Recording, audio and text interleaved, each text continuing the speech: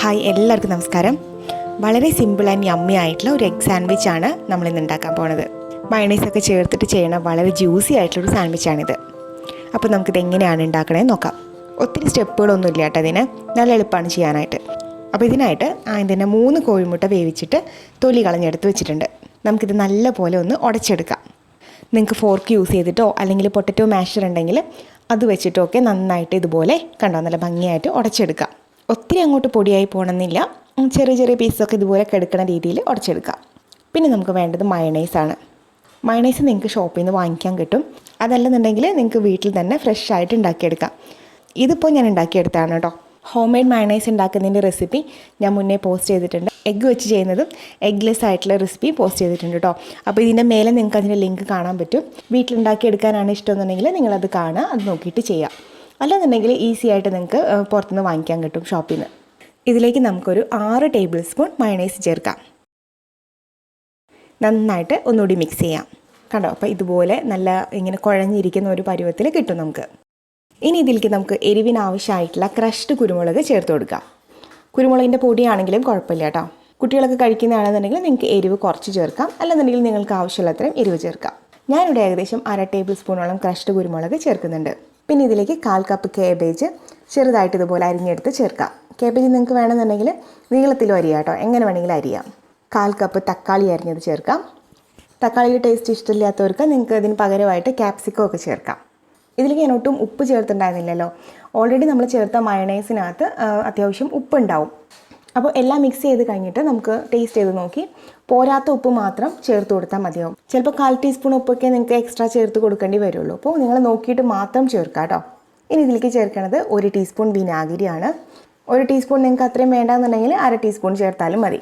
അപ്പോൾ ആദ്യം 1/2 ടീസ്പൂൺ ചേർത്ത് മിക്സ് ചെയ്തിട്ട് ടേസ്റ്റ് നോക്കിയിട്ട് വേണമെങ്കിൽ മാത്രം 1/2 ടീസ്പൂൺ കൂടി ചേർത്ത് കൊടുത്താൽ മതി കേട്ടോ. പിന്നെ ഞാൻ ചേർത്തിട്ടുള്ള തക്കാളി നല്ലോണം നീരുള്ള തക്കാളി ആയിരുന്നു കേട്ടോ. അപ്പോൾ ഈ ഫില്ലിങ് നിങ്ങൾക്ക് ഇത്രയും ലൂസായിട്ട് വേണ്ടാന്നുണ്ടെങ്കിലേ നിങ്ങൾ തക്കാളി ജസ്റ്റ് ഒന്ന് പിഴിഞ്ഞിട്ട് വെള്ളം ഒന്ന് കളഞ്ഞിട്ട് ചേർത്തോളൂ. അതല്ല ഈ ഫില്ലിങ് നല്ല ജ്യൂസി ആയിട്ടിരിക്കുന്നതിൽ കുഴപ്പമൊന്നുമില്ല എന്നുണ്ടെങ്കിൽ അങ്ങനെ തന്നെ തക്കാളി ചേർത്തോളൂ. അപ്പോൾ നമ്മുടെ ഫില്ലിങ് റെഡി ആയിട്ടുണ്ട്. ഇത് ടേസ്റ്റ് ചെയ്ത് നോക്കിയിട്ട് ഉപ്പ് പോരാൻ തോന്നുകയാണെന്നുണ്ടെങ്കിൽ ആവശ്യത്തിന് ഉപ്പ് ആഡ് ചെയ്ത് കൊടുക്കാം. എരിവ് പോരാൻ തോന്നുകയാണെന്നുണ്ടെങ്കിൽ കുറച്ചുകൂടി ക്രഷ്ഡ് കുരുമുളക് ആഡ് ചെയ്ത് കൊടുക്കാം. അപ്പോൾ ഇനി നമുക്കിത് സെറ്റ് ചെയ്തെടുക്കാം. ആദ്യം തന്നെ നമുക്ക് ബ്രെഡിൻ്റെ ഓരോ സൈഡിലും ബട്ടർ തേച്ച് പിടിപ്പിക്കാം. പിന്നെ ഞാൻ ഈ ബ്രെഡിൻ്റെ സൈഡൊന്നും കട്ട് ചെയ്യുന്നില്ല, നിങ്ങൾക്ക് വേണമെന്നുണ്ടെങ്കിൽ ഇതിൻ്റെ അരികൊക്കെ കട്ട് ചെയ്ത് ഭംഗിയാക്കാം. അപ്പോൾ ഓരോ സൈഡും ബട്ടർ തേച്ചിട്ടുണ്ട്. ഇനി നമുക്ക് ഇതിലേക്ക് ഫില്ലിങ് ആഡ് ചെയ്യാം.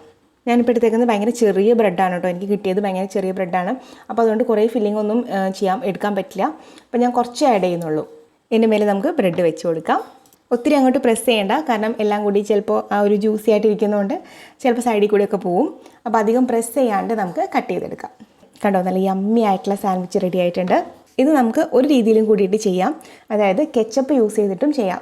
നമ്മൾ നേരത്തെ പറഞ്ഞ പോലെ തന്നെ ബ്രെഡ് സ്ലൈസിൽ ഓരോ സൈഡിലും ബട്ടർ തേക്കാം. അതിൻ്റെ മേലെ ഇതുപോലെ കെച്ചപ്പ് തേച്ച് കൊടുക്കാം. കെച്ചപ്പ് അല്ലെങ്കിൽ ടൊമാറ്റോ സോസ് ഏതായാലും മതി. ജസ്റ്റ് ഒന്ന് സ്പ്രെഡ് ചെയ്ത് കൊടുത്തതിന് ശേഷം ഫില്ലിംഗ് വെക്കാം, ബ്രെഡ് വെക്കാം, കട്ട് ചെയ്തെടുക്കാം. എനിക്ക് പേഴ്സണലി ഇഷ്ടം ഈ കെച്ചപ്പ് ആഡ് ചെയ്തിട്ടുള്ള സാൻഡ്വിച്ചാണ് കേട്ടോ. ഇതിനൊരു പ്രത്യേക ടേസ്റ്റാണ്. പക്ഷേ അറിയാമല്ലോ, ചിലർക്ക് കെച്ചപ്പിൻ്റെ ടേസ്റ്റ് തീരെ ഇഷ്ടമുണ്ടാവില്ല, ഒന്നിലും കെച്ചപ്പ് ആഡ് ചെയ്യുന്ന ഇഷ്ടമുണ്ടാവില്ല.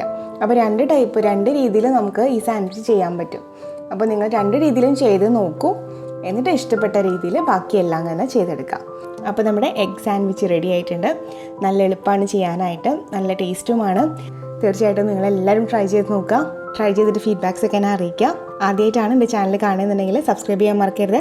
തൊട്ടപ്പുറത്തുള്ള ബെല്ലൈക്കണിലും കൂടിയിട്ട് ഒന്ന് ക്ലിക്ക് ചെയ്യാൻ മറക്കരുത് കേട്ടോ. അതുപോലെ തന്നെ ഓൾ എന്നുള്ള ഓപ്ഷനിലും കൂടിയിട്ട് ക്ലിക്ക് ചെയ്യുക. എന്നാൽ മാത്രമേ ഞാൻ വീഡിയോസ് ആഡ് ചെയ്യുമ്പോൾ നിങ്ങൾക്ക് നോട്ടിഫിക്കേഷൻ കിട്ടുള്ളൂ, അപ്പോൾ തന്നെ വീഡിയോ കാണാനും പറ്റുള്ളൂ. അപ്പോൾ മറക്കാതെ ചെയ്യുക എല്ലാവരും.